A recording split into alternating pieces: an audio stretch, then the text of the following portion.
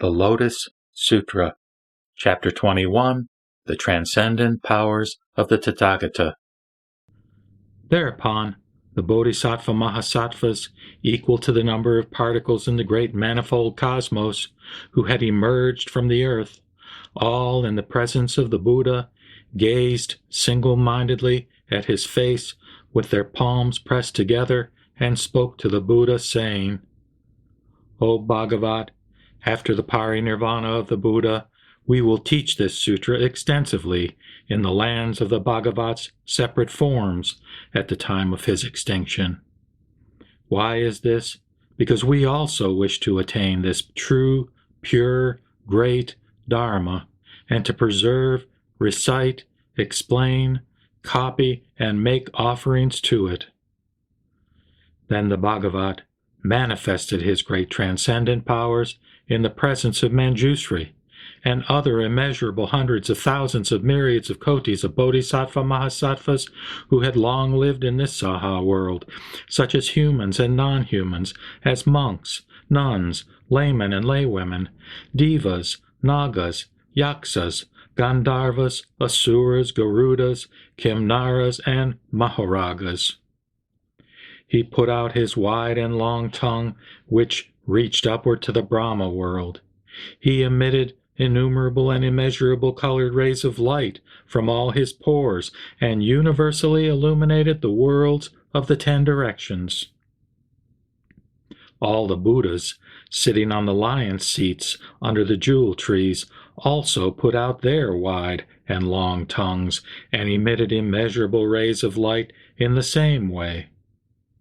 Sakyamuni Buddha and the other Buddhas under the jewel trees manifested transcendent powers, while fully hundreds of thousands of years passed. After this, they drew back their tongues, coughed, and snapped their fingers together in unison. Those two sounds penetrated throughout the various Buddha worlds of the 10 directions, and the earth quaked in 6 ways.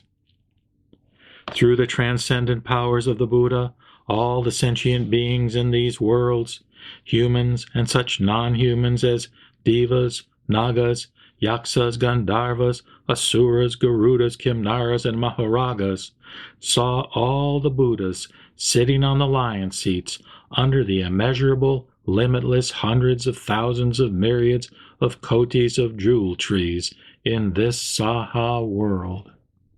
They saw Sakyamuni Buddha sitting on the lion seat in the jeweled stupa, together with Tathagata Prabhuparatna. They also saw immeasurable, limitless hundreds of thousands of myriads of kotis of Bodhisattva Mahasattvas and the fourfold assembly respectfully surrounding Sakyamuni Buddha. After seeing this, they all rejoiced greatly at having attained this unprecedented experience. At the same time, all the devas spoke loudly while in the air, saying, "Beyond these immeasurable, limitless hundreds of thousands of myriads of kotis of incalculable worlds, there is a land called Saha. In it is a Buddha called Sakyamuni. For the sake of the Bodhisattva Mahasattvas, he now teaches the Mahayana Sutra called the Lotus Sutra, the instruction for Bodhisattvas and treasured lore of the Buddhas. You should rejoice deeply. You should also honor and pay homage to Sakyamuni Buddha." Hearing this voice in the air, all those sentient beings pressed their palms together, faced the Saha world, and said, "We take refuge in Sakyamuni Buddha. We take refuge in Sakyamuni Buddha."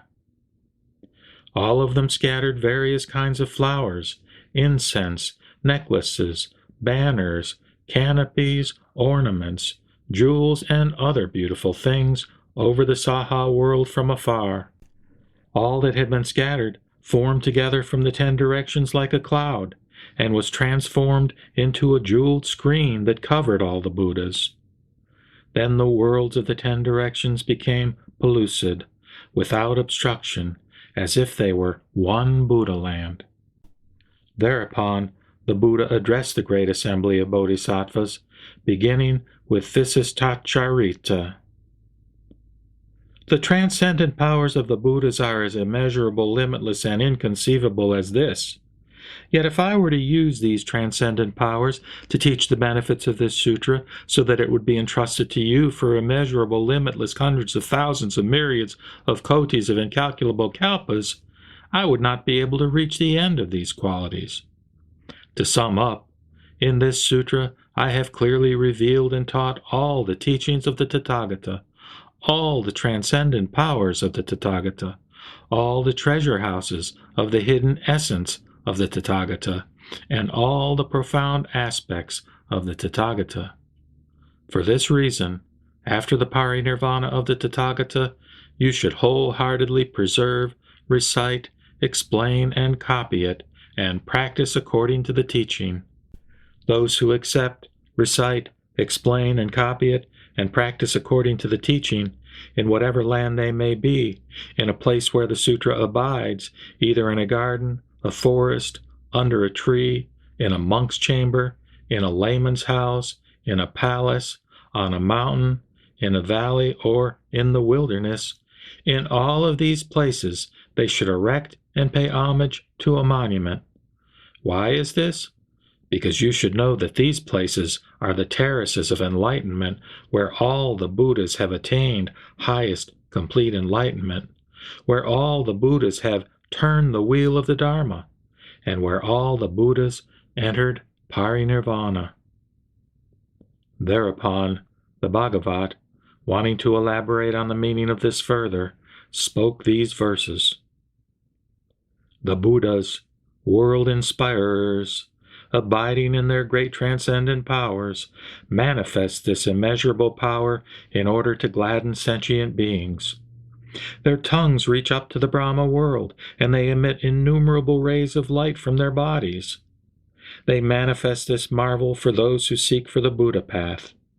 The coughing and snapping sounds of the Buddhas are universally heard in the lands of the 10 directions. The earth quakes in 6 ways. Because this sutra can be preserved after the nirvana of the Buddha, all the Buddhas rejoice and manifest their immeasurable transcendent powers. Even if, for immeasurable kalpas, they praise those who preserve this sutra in order to entrust it, they will not reach the limit of their merit. The qualities of those people are limitless and endless, just like the boundless sky in the 10 directions. Those who preserve this sutra have already seen me, the Buddha Prabhutaratna, and the various magically created forms. And today they see all the bodhisattvas I have led and inspired up until now. Those who preserve this sutra will gladden me, my magically created forms, as well as the Buddha Prabhutaratna, who has entered nirvana. They will also see, gladden, and pay homage to the past and future Buddhas, and those who are present in the 10 directions. Those who preserve this sutra will before long attain the Dharma, the hidden essence which was attained by the Buddhas seated upon the terrace of enlightenment. Those who preserve this sutra will explain the meaning of the Dharma, the names and phrases, joyfully and with undying vigor, like the wind in the sky that has no obstruction whatsoever. After the parinirvana of the Tathagata, they will know the causes and conditions and the sequences of the sutras taught by the Buddha, and will explain the truth in accordance with its meaning. As the light of the sun and moon eliminates the darkness, these people practicing in the world will extinguish the blindness of sentient beings, teaching innumerable bodhisattvas to dwell ultimately in the single vehicle. For this reason, the wise, hearing the benefits of these merits, should preserve this sutra after my nirvana. Those people will be resolute and will unwaveringly follow the Buddha path.